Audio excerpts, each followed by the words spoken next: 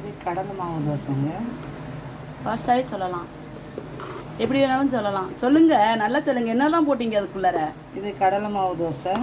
இதில் வெங்காயம், பச்சை மிளகாய், கொத்தமல்லி தழை, பெருங்காயம், கொஞ்சம் மிளகாத்தூள். ருசிக்கு என்ன? ருசி கேஸ் ஆயிராம இருக்கிறதுக்கு பெருங்காயம் போட்டீங்க. சரிங்க. கொஞ்சம் ரவை, கொஞ்சம் நல்லா கலந்து சுட்ட தோசை. ஆமாம், ஊற்றுங்க பார்ப்போம். சூப்பராக ஊத்துறீங்க நீங்க. வாவ், இன்னும் நடுவுல எல்லாம் ஊற்றவே இல்லைங்க. ஓ, இப்படி சுற்றி விடுவீங்களோ? ஆனாலும் நடுவில் ஓட்டை இருக்கு பாருங்க தோசையில். அது கொஞ்சம் கொஞ்சம் செய்யுங்க. ஓகே, காயத்துமா சூப்பராக சுடுறீங்க நீங்கள் தோசை.